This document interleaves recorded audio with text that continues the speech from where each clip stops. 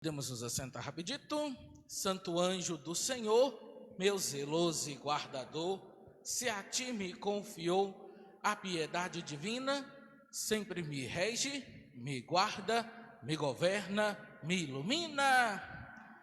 Louvado seja o nosso Senhor Jesus Cristo. São José, São José, São José. Hoje, meu irmão e minha irmã, Dia dos Pais, o grande modelo de pai para nós é a imagem de José, que aqui nós temos, porque ensinou ao menino Jesus aquilo que era necessário para ele poder viver, ensinou ele uma profissão, com certeza cuidou de Nossa Senhora com todo amor do mundo, e hoje no Dia dos Pais é olhar para ele, para São José, que possa ser também nas nossas vidas modelo de pai, modelo de homem que procura o sustento da família, que doa, que se desdobra para dentro de casa. Então, para São José hoje, modelo dos pais, uma salva de palmas, bem forte e bem alta. Mas é justamente aí que nós temos a liturgia da palavra, nesse modelo. Mas qual modelo? O modelo que nós precisamos ter de Deus. Qual é a imagem de Deus na nossa vida? É esse a primeira dificuldade que nós temos de tirar da mente, você em casa que reza conosco também, para poder chegar perto de Jesus. Normalmente, no nosso imaginário, qual que é a imagem de Deus que nós temos? Vamos lá, de um véi, não é assim? Um véizão, barbudão, aquela barba grande assim, que mais ou menos assim no rumo da barriga, né? Um barbudão, que é sujeito gordo, opa, e que costuma ter uma coroazona na cabeça, e talvez tenha um menino ali do lado, balançando uma folha de coqueiro, né? Calorzão, mas nesse frio, você tá doido? Balançando a folha de coqueiro para ele. E aí, ele é um cara ruim, com a cara fechada, daquele que comeu e não gostou, e que só dá ordem, faz isso, faz aquilo, e todo mundo, sim senhor, sim senhor. Essa é a imagem de Deus, que mais ou menos diferencia pouca coisa. Desenho que a gente tem na mente, às vezes sabe aquela bibliona que a gente tem edição ilustrada, você já viu dela, não já? Edição de luxo que a gente fala, uma grandona que tem umas figurinhas, tem essas figurinhas lá desse jeito, entendeu? Sentado no trono, véizão. Mas quando a gente pega a liturgia da palavra hoje, não é essa a visão de Deus não, mas não é mesmo. Olha a primeira leitura do livro dos Reis, está pegando para nós a imagem de um Deus, meu irmão e minha irmã, que fala para Elias, o anjo, olha, Deus vai passar, fica atento, para você saber a hora que ele passa. Então, o texto fala, olha, veio uma ventania, e Deus não estava. Veio um terremoto, e Deus não estava. E veio também um fogo, e Deus não estava. Meu irmão, a gente vai olhar nas nossas famílias, essa semana, semana da família, eu e minha casa serviremos ao Senhor. Como é que nós queremos que Deus esteja presente dentro da nossa casa, se às vezes é um quebra-pau de terremotos que acontecem todo dia dentro de casa? Tem casa, meu irmão e minha irmã, que parece filme do Matrix, sabe naquela hora quando dá aquele estilo e o cara fica desviando? Então, tem casa que as panelas voam, os copos vai voando e o povo vai só desviando. Opa, que beleza. Não, que beleza não. Nós precisamos ter da nossa casa o exemplo de que Elias vai dar de onde encontrar Deus. No lugar da gente dentro de casa. Já assistiu aquele desenho do Pica-Pau, né? Aquele dia quando o Zé Curubu vende pro Pica-Pau o mapa do tesouro, bem bacana. Aí o Pica-Pau tá lá assim, vendo lá como é que é. Aí o Zé Curubu chega, põe fogo no mapa, e o Pica-Pau assusta, solta o mapa para lá. Aí o Zé Curubu já chega vendendo extintor de incêndio, mas na hora que borrifa, o que é? Gasolina. Ah, Maria, tem casa que é desse jeito. O fogo está pegando porque a gasolina, a tal da gasolina da fofoca está reinando dentro de casa. A tal da gasolina do ouviu falar, rapaz, está destruindo o lar. E como é que eu vou perceber Deus ali dentro? Como é que eu vou ver Deus ali na minha família se é só gasolina que tem? E as tempestades? Hoje em dia, quanta tempestade a gente está tendo? É a tempestade do coronavírus que está passando e a gente está naquele medo. É a tempestade da falta do real, do dinheiro. As contas estão chegando e aí, ou fico dentro de casa e a conta vem e corta minha luz, ou trabalho, pego o coronavírus e corrijo de ir bater as cachuletas. A gente fica nesse dilema. E os ventos fortes estão batendo. E é gasolina, e é vento, e é problema, e não sei mais o que. Mas aonde que Elias sentiu a presença de Deus hoje? Numa brisa suave. No cotidiano de todo dia. Numa ação simples, como rezar. Numa ação simples, como acreditar em Deus. Por que nas nossas casas talvez não está tendo isso? Porque a gente não está tendo tempo para rezar mais. É o tal da música, é o tal de eu tenho de fazer isso, é o tal daquilo, que a gente não está tendo tempo para falar com Deus mais. Eu canso de falar aqui na igreja, a gente vai deixar para poder rezar que horas? Bom, na hora que eu vou dormir, aí eu vou deitar aqui na cama e vou puxar meu ronco, vou descansar, mas vou rezar. Então vamos lá. Ave Maria. Aí acorda de noite, nossa mãe, o texto está aqui no chão. Ah, Deus que me perdoa, vou dormir. Qual o lugar de Deus na sua vida? Como é que você quer que Deus habite no seu lar, se você não está dando para Ele abertura para isso?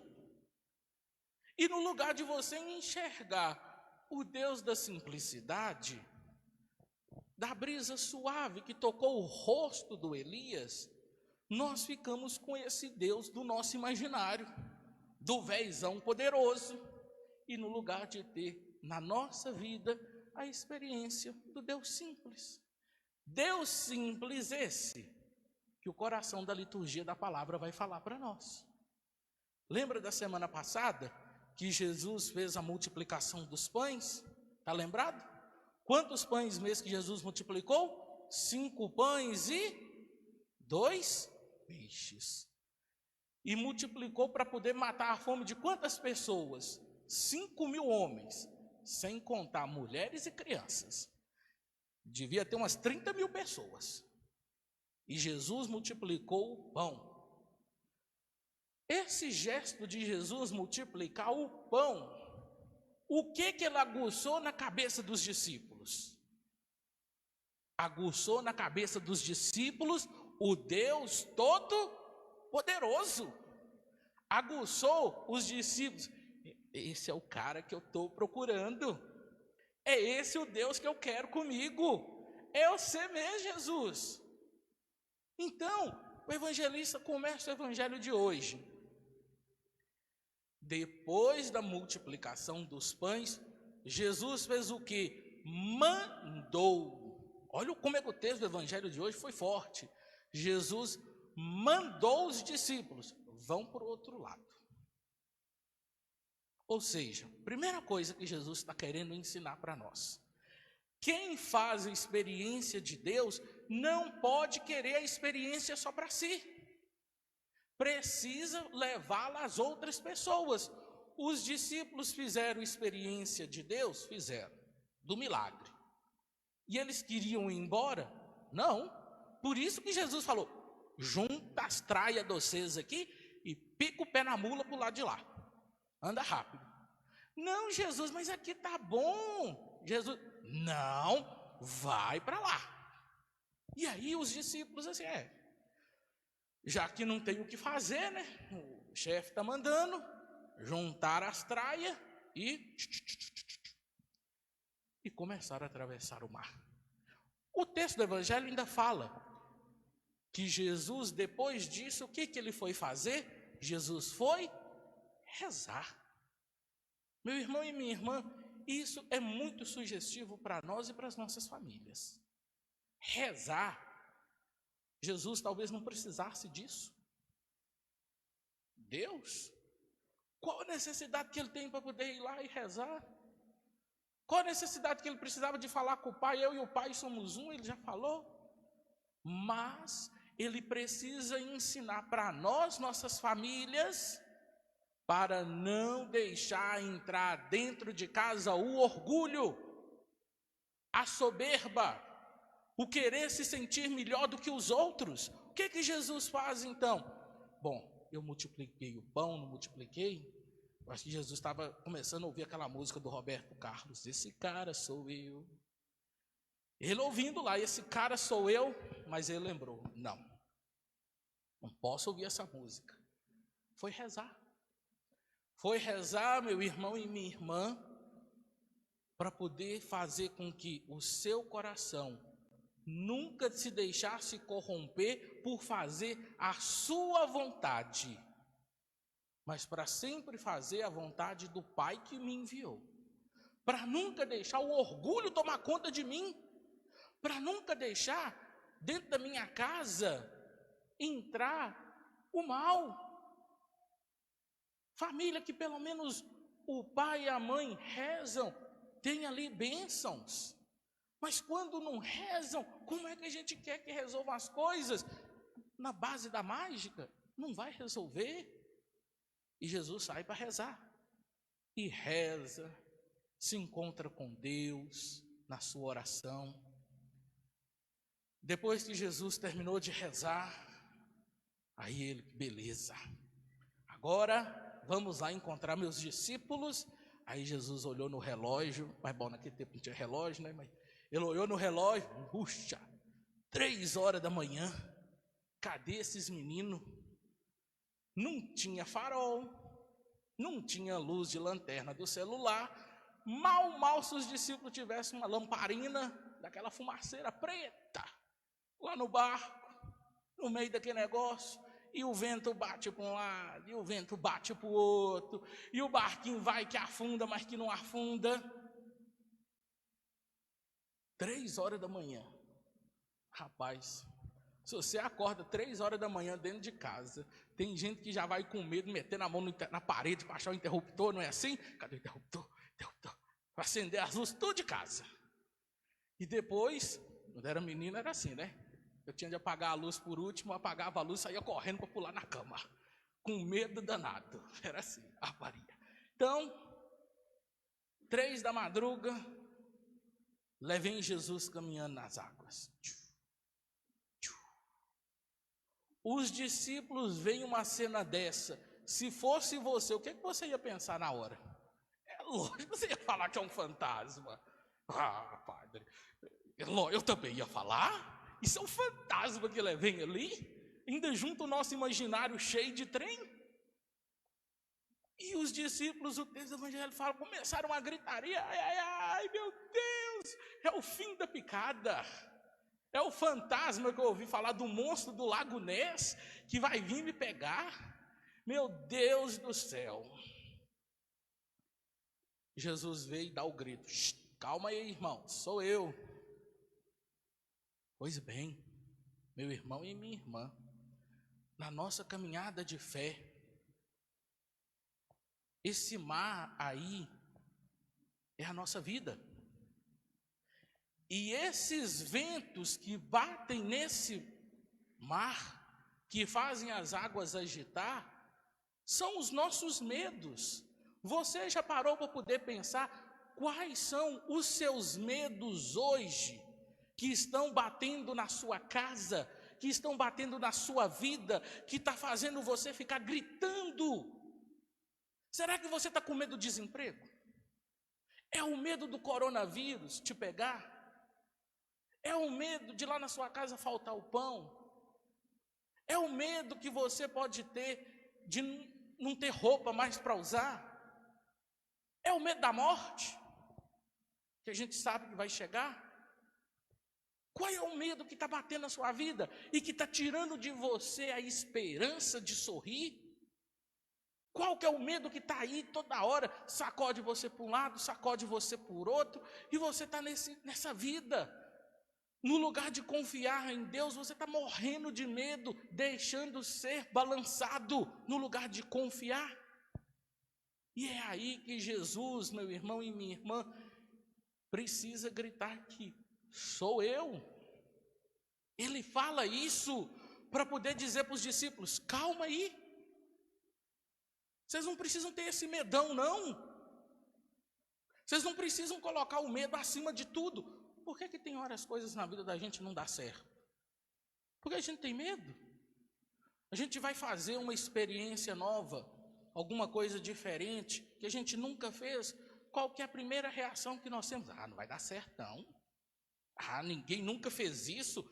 Nós preferimos permanecer quietinhos no nosso campo.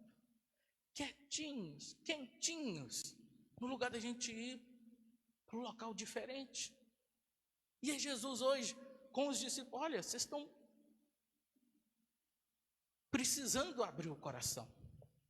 E é aí, meu irmão e minha irmã, que vem a diferença e aquilo que Jesus precisa nos ensinar.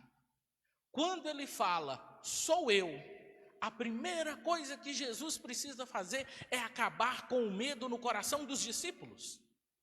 É dizer para os discípulos: eu, Deus, eu, Jesus, estou ao seu lado. Eu, Jesus, quero caminhar com vocês. Tenha medo não. Quando Jesus fala, aí nós temos a nossa grande figura clássica, que é o nosso grande irmão de fé, camarada Pedrão.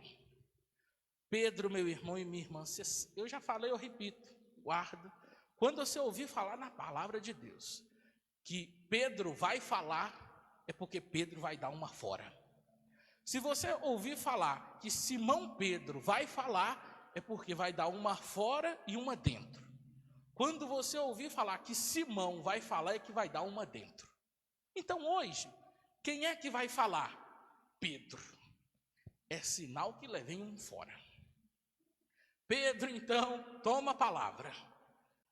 Se é você mesmo que é Jesus, me manda ir aí agora, caminhando em cima das águas. Meu irmão, tem uma outra passagem na Bíblia que recorda essa palavra.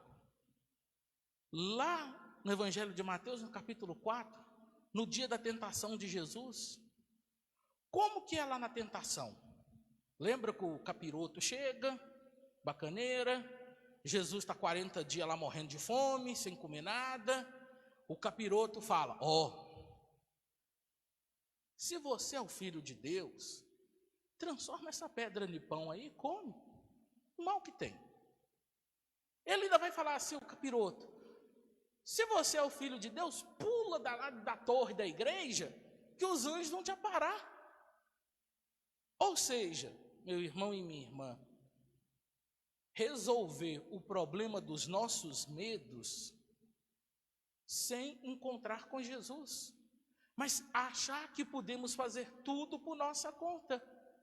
E hoje Jesus, diferentemente do que ele fez lá, ele vai falar com o nosso irmão Pedrão, amigo de fé: vem, Pedrão, caminha sobre as águas.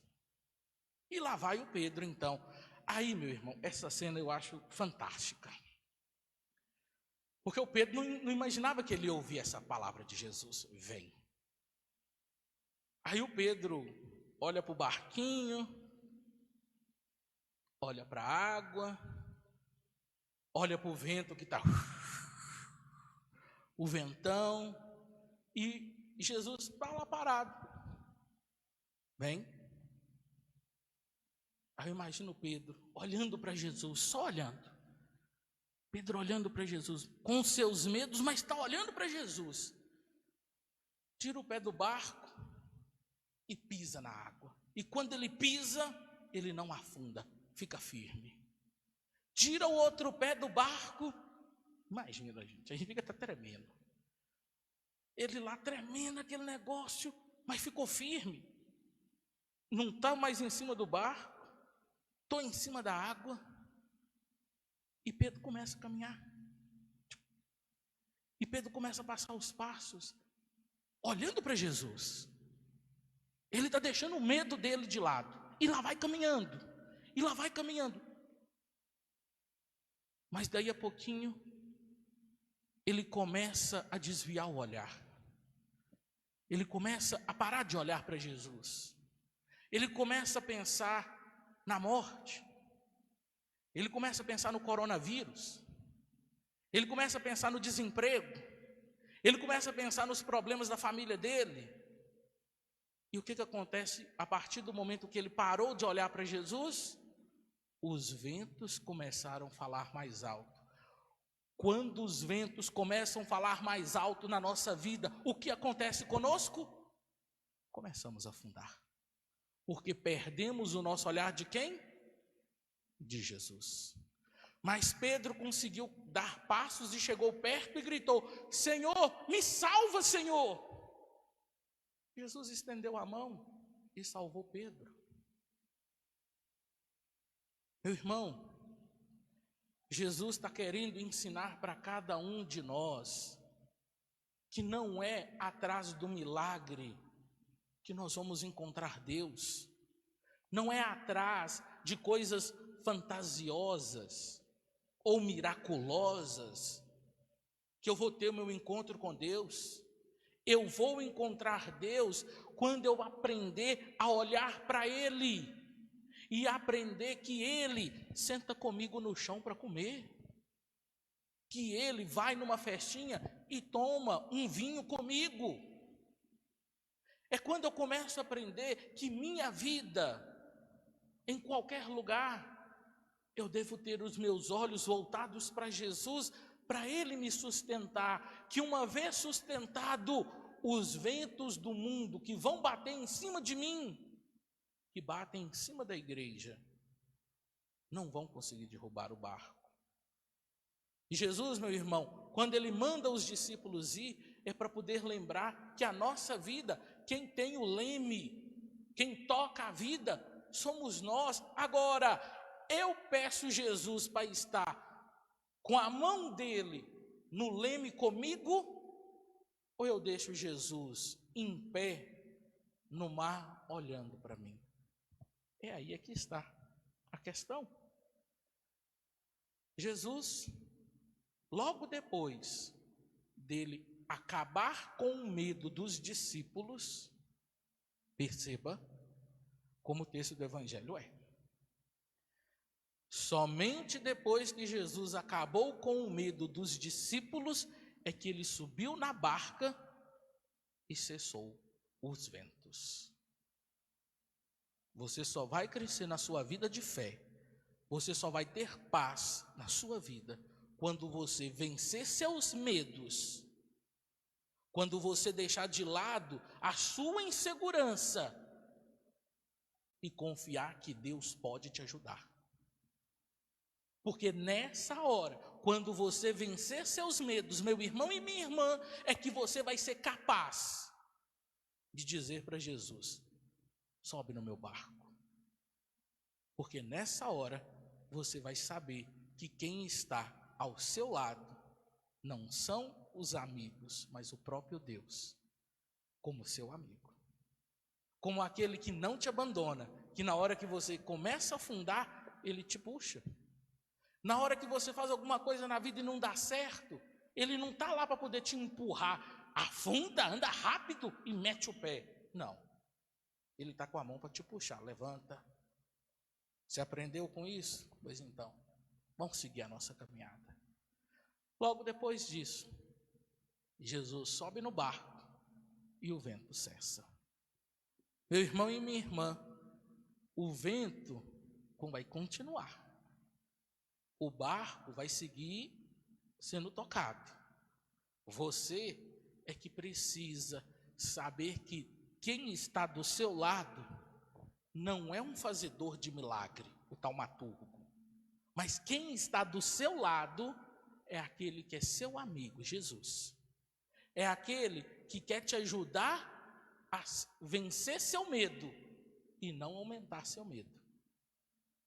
E quando nós fazemos essa experiência única e íntima com Deus, nós crescemos, os ventos cessam e eu aprendo que não é na força, não é no barulho, não são nos mares agitados, mas no gesto simples de Deus que está diante de mim, que estende a mão, que o vento toca no meu rosto e fala: sou eu, vem, esteja comigo, caminhe comigo, viva essa caminhada de fé.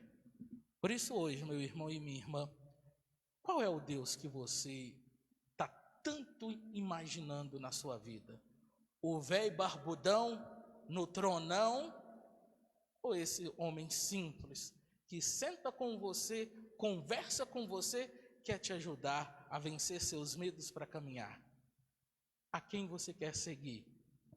O Deus seu amigo ou o Deus do seu imaginário? Louvado seja o nosso Senhor Jesus Cristo. Vamos ficar de pé e professar nossa fé rezando? Creio em Deus Pai